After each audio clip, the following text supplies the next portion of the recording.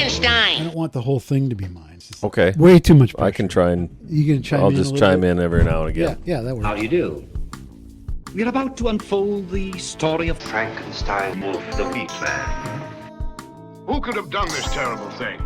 Could it be the monster again? Frankenstein's monster? No, the monster was burned to death with Dr. Frankenstein. He wasn't killed by the monster. An animal bit her to death. I saw the wound on her throat. What animals are around here that can kill people?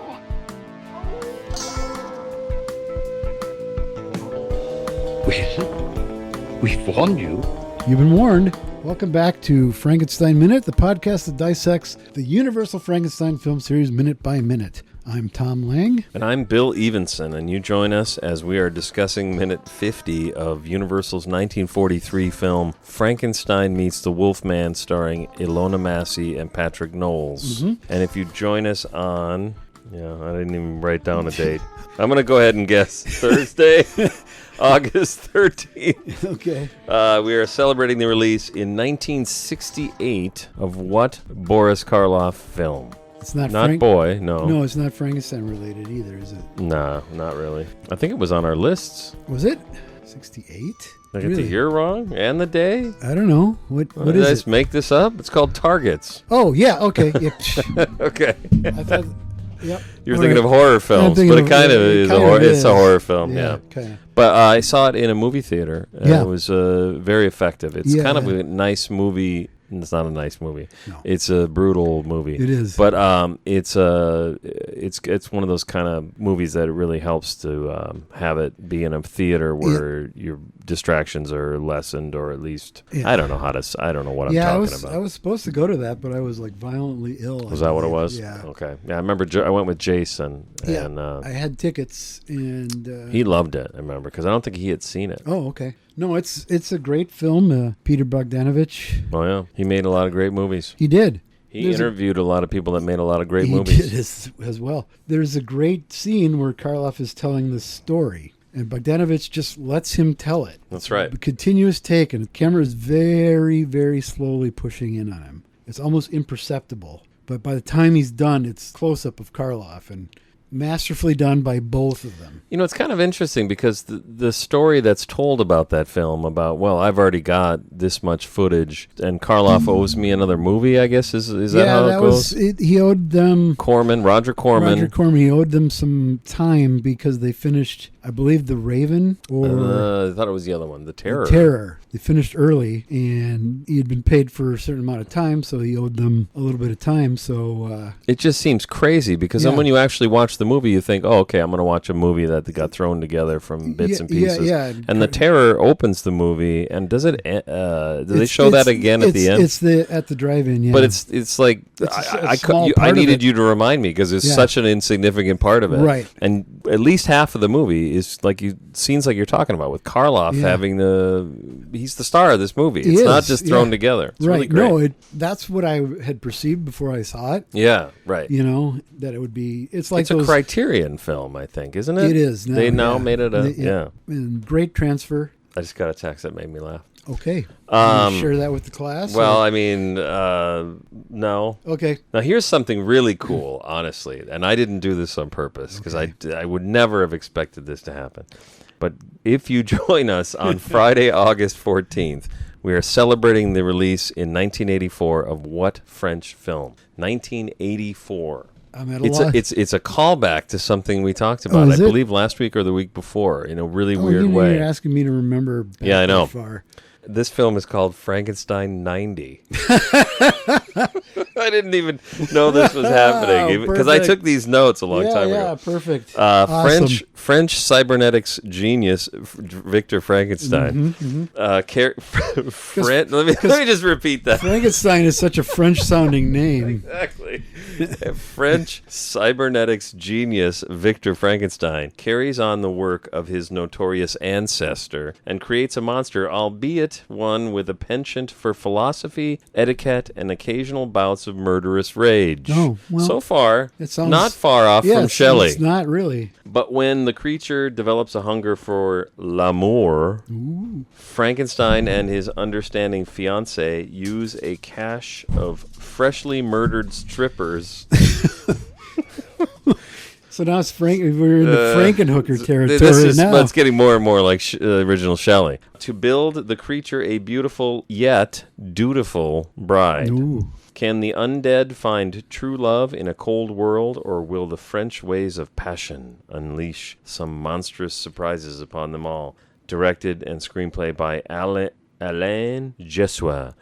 The way this is written, this honestly, the sort of rapiness of it is just sort of considered French. Yeah. Makes me feel like they're writing about Pepe Le Pew. So much for Frankenstein 90. Also, if you join us on Friday, August 14th, we are celebrating the release in 1987 of what monster film? Frankenstein 2000. No, Oh, see, you've been waiting. You just sat on that one. I had no idea. Yep. No. Monster movie in what year? 1987. 87. Monster movie. Is it? Monster movie. Okay.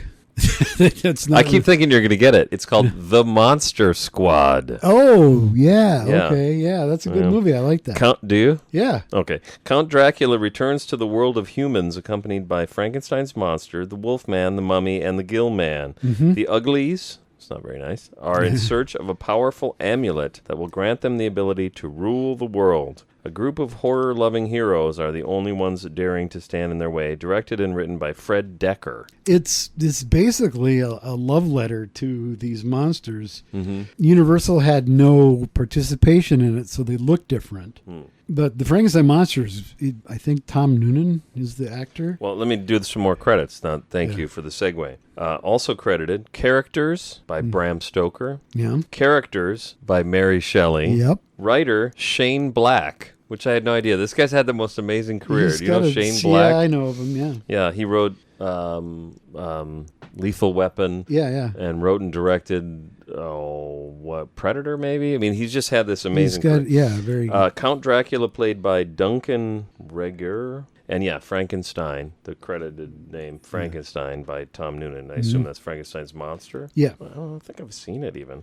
It's good. I should watch it. Yeah, it's definitely like, I wouldn't say a children's film, but the protagonists are this group of kind of like Stranger Things kind of a group. Okay. And is it a comedy? A little, yeah, to some degree. Oh, so it's not goofy. No, like it's not. No, it's not like slapstick. And the Gill Man is considered a creature? Yeah. Or do they name him? Do they call him that? I don't recall. Who knows? And if you join us on Saturday, August 15th, we're celebrating the release in 2015 of Frankenstein. Yep. After he is artificially created, then left for dead by a husband and wife team of eccentric scientists, Adam is confronted with nothing but aggression and violence from the world around him. This perfect creation turned disfigured monster must come to grips with the horrific nature of humanity. Directed and written by Bernard Rose.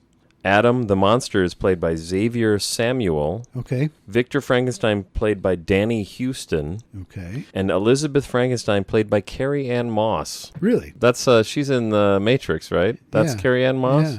No? Never seen it. No. In 2015, so 16 years after The Matrix. Yeah. Not that she's aging poorly. She looks fantastic. She so I'm does. sure if she's playing 23, I'm sure she's doing She's great doing at just it. fine, yeah. Yeah, I'm not complaining. But just kind of odd to Right. think that she was doing this Frankenstein movie that nobody ever heard of 10 years ago. What's it called? Frankenstein. Okay.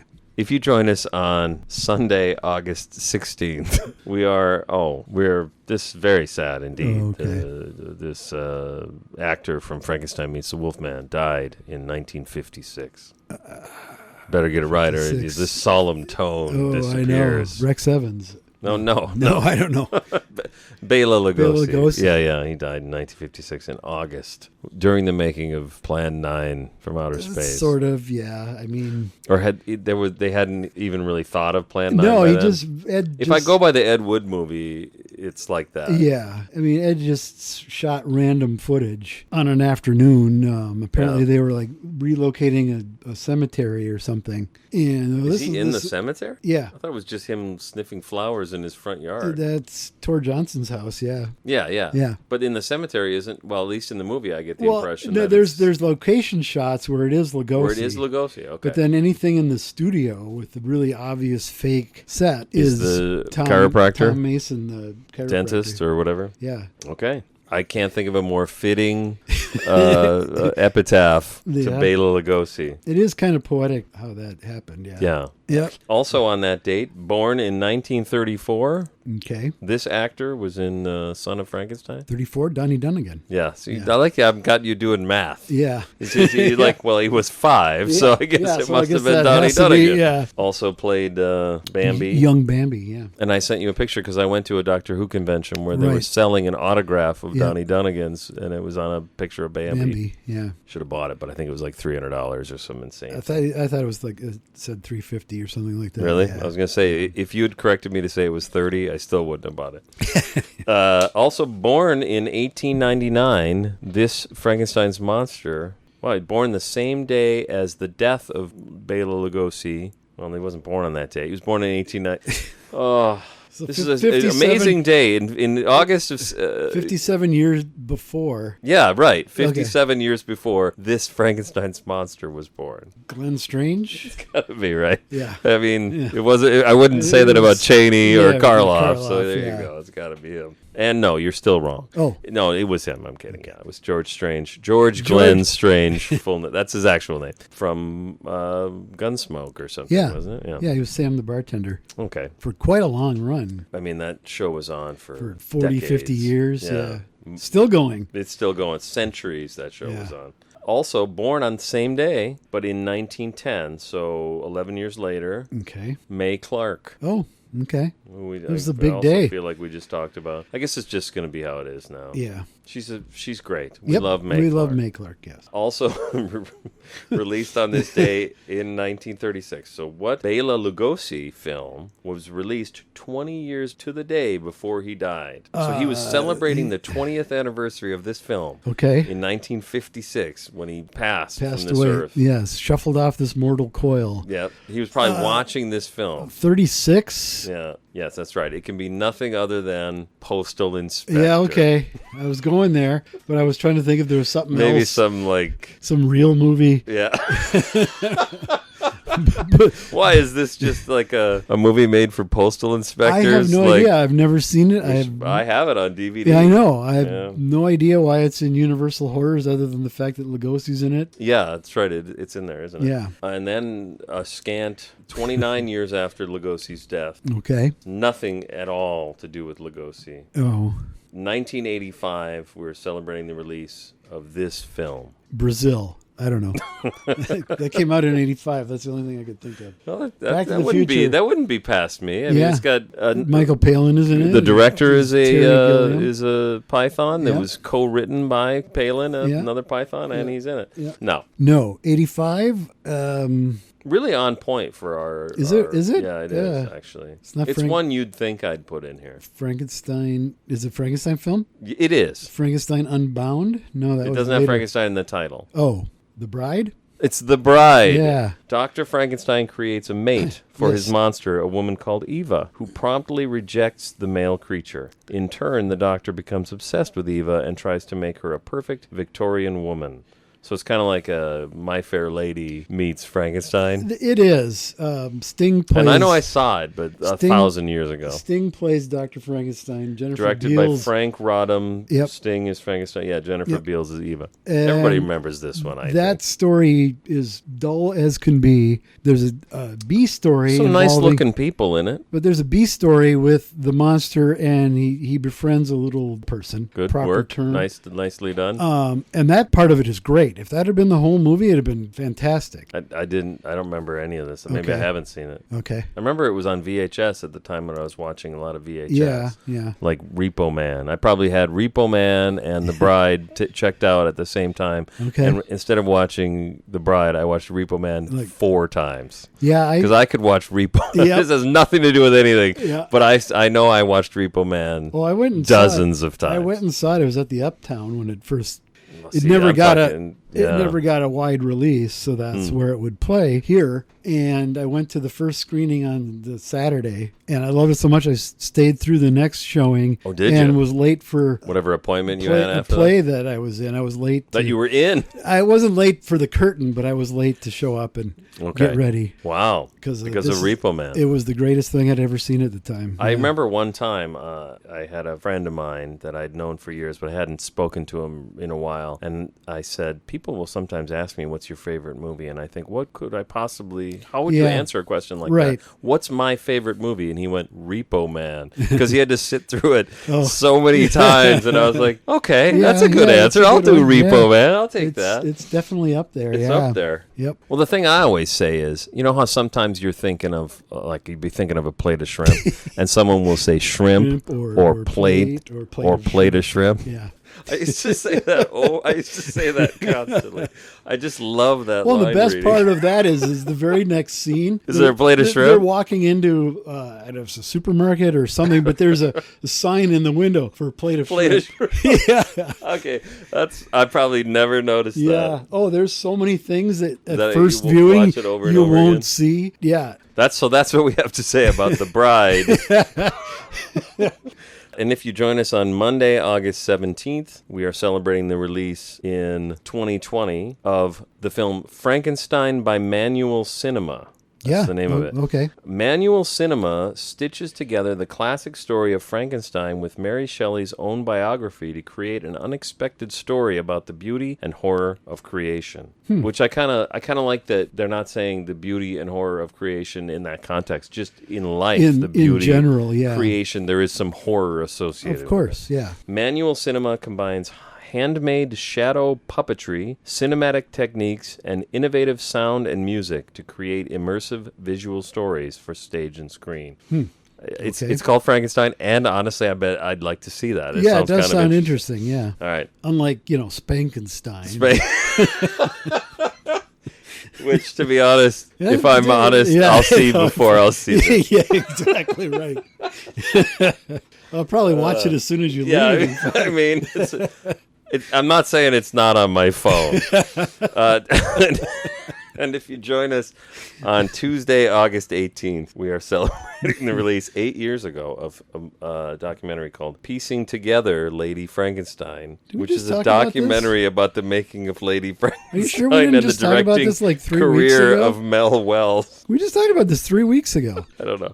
I think at the time I thought it was funny that there was two things, but maybe Lady Frankenstein was the other one, and this is the making of? Or are there two making of specials? I can't imagine. They both came up in my research. I can't imagine, but directed by Jake West. So Jake West directed Piecing Together Lady Frankenstein, which is the documentary about the making of Lady Frankenstein. Mel Wells directed. Where last time I was talking about, I'm like bound and determined to find out. Interview or something. Oh, that's right. That one was directed by Reginald Ginster, and it was called The Truth About Lady Frankenstein. Okay.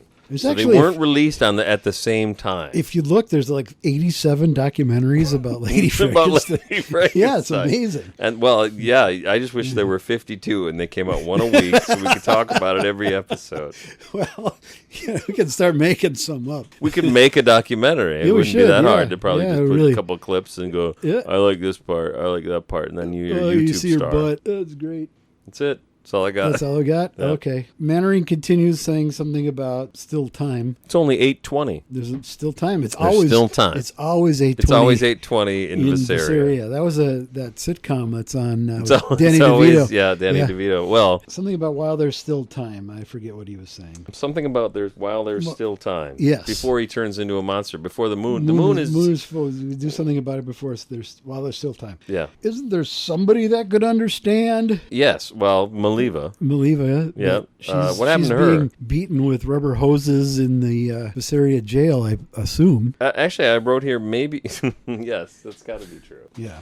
I wrote here maybe you could try explaining it to Frankenstein's daughter. She's probably somewhat open-minded about this shit. Yeah. And what's funny about it, I wrote that is while we watched it just now, I noticed he says, "Isn't there somebody that could understand?" And it does a hard cut to Elsa dancing. Yeah, it does. So I wonder if that just before Mannering puts his hand on Larry's arm, like like, I'm trying Yeah. to understand. Yeah. But yeah, there is a hard cut. To Elsa. Yeah, and they're spinning around merrily. They whirl to a stop. He kisses her hand, and they cross to the table. Yeah, he doesn't dance with her very long. No. Like that's minute. what I was started Yeah, to it's like say a- last week. By mistake. Yeah. He dances with her less than a minute, or Yeah, about a minute. about a minute. And then he's fanning himself with his hat, like he's been through a it's been strenuous workout. exhausting. Which number one, he's got about 3 years left on this earth. Yep.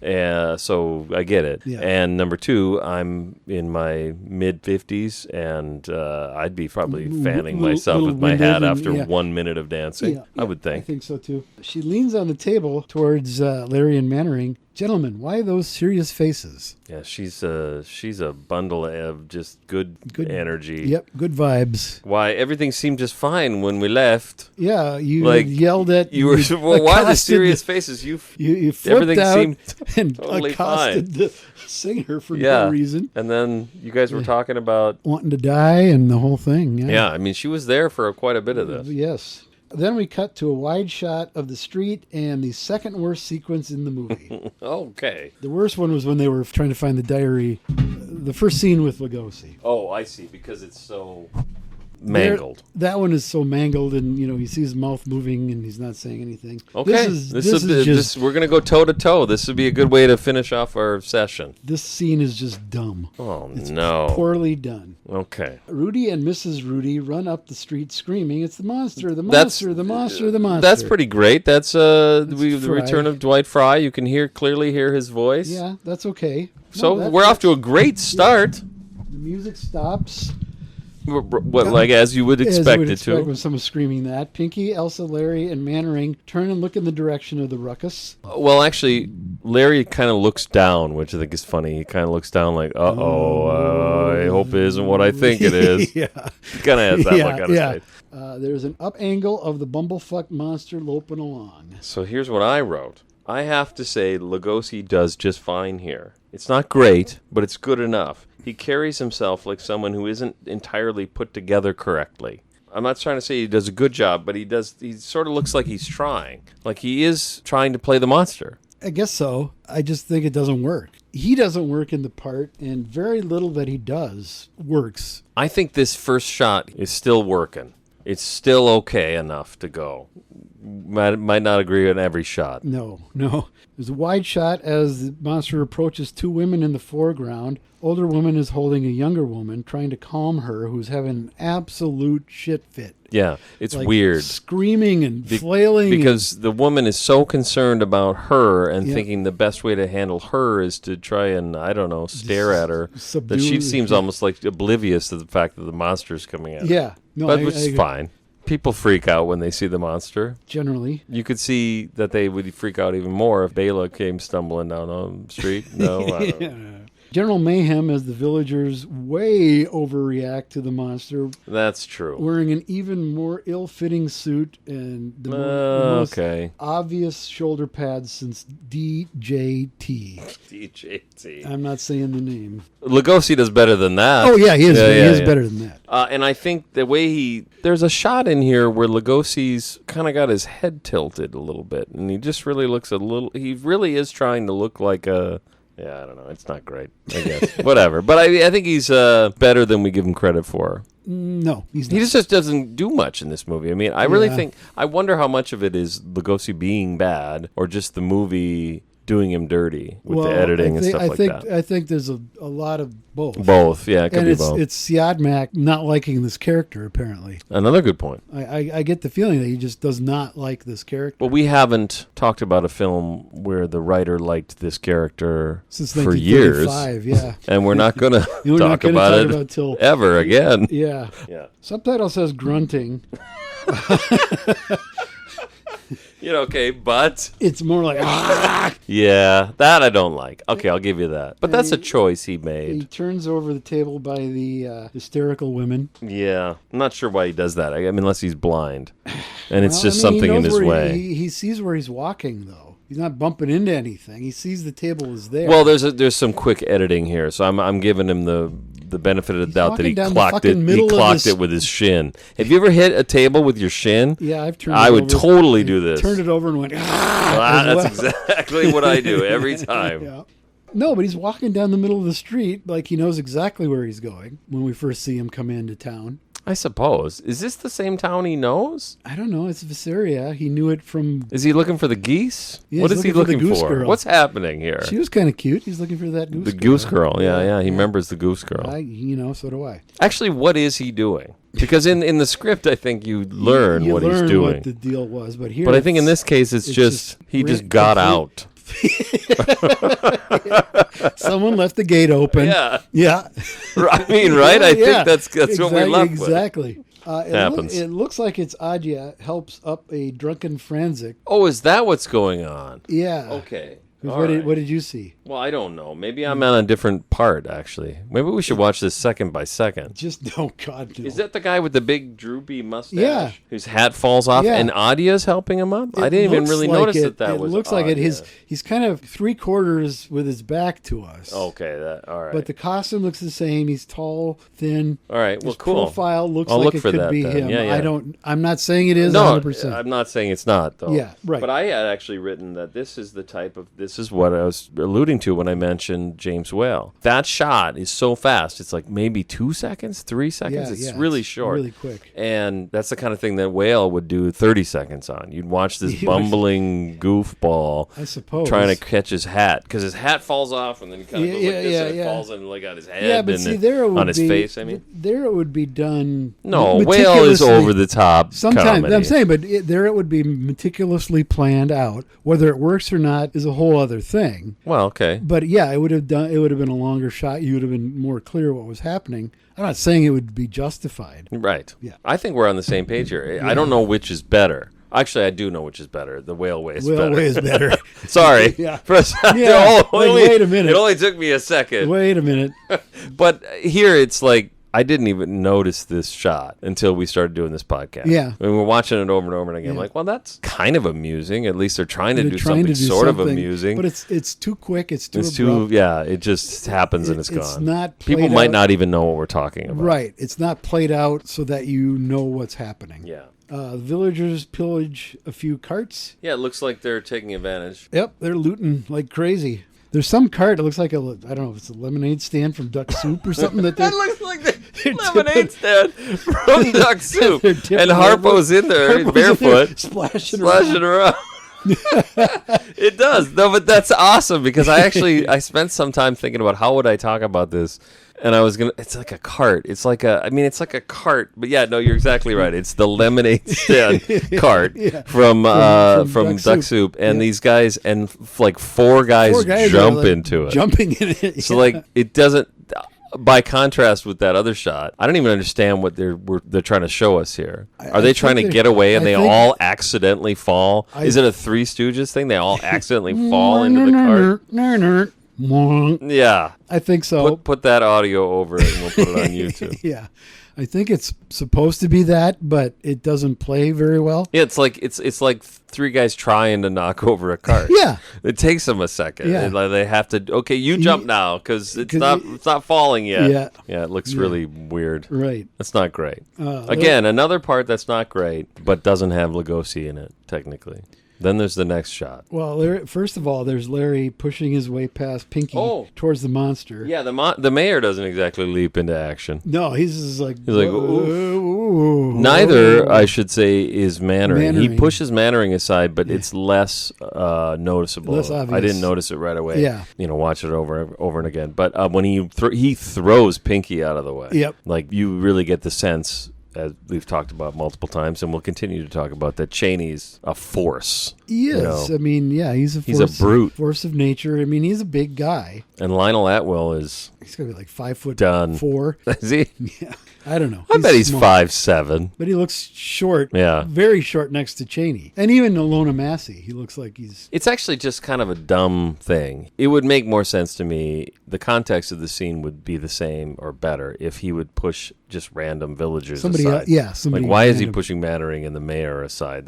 Because he was standing- reflects poorly on them. He was and it's standing only next to because them. he was right there. Yeah. Right. Then, I think this is what you were referring to, the very last shot of the minute is a couple seconds. Oh, God. Yeah, this is not something I God. want to defend. Oh. Well, he's blind. Is he, though? Yeah, I guess so. I don't He know. could be blind. He could be, but there's Okay, just as much all right, evidence let's that he's rewind a little not. bit for the listeners. Let's pretend there are people listening.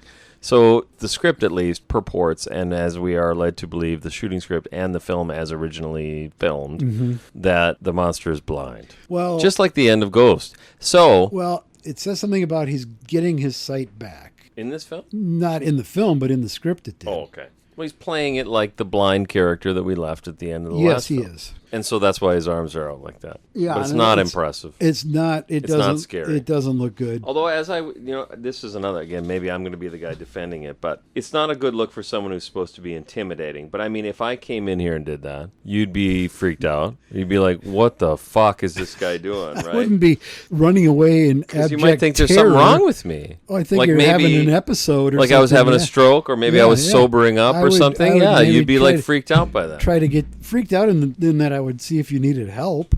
Well, I does wouldn't anyone... wouldn't run away screaming. I mean, I get that that's an indictment of the people of Visaria, Yes, it is. but they don't respond that way. Yeah. He's also not physically intimidating. He's not at all. But they do, they do that shot we talked about a little bit ago. They do it from the guy that's laying on the ground. Yeah, it's getting up angle, Up yeah. angle. That's not so bad. I guess it's not great, but it's not the worst. Listen, thing. minute 50 is not the worst minute in this film. No, it is not. What was the worst one? Was I the can't other one remember we already what number did? it was, but yeah, it was. All right, so things are getting better. It's getting better. Things are looking up. Yeah. Got any more questions, wise ass? The sound you heard is got any wise ass guy? Tom waking up. I don't My have alarm it. clock. I don't have it in me to do it again, so let's go. I can do a truncated version. Do that. Or can you? That sound you heard is the Got Any Wise Ass Comments, Wise Asses, brought to you by patreon.com/Frankenstein Minute, where you sign up and you check the box for Wise Ass, and then you watch the minutes and you send us your notes or comments, and we read them on the podcast. We got a comment on one of our Facebook posts. Oh, did we? Actually, I should see if I can find this quick.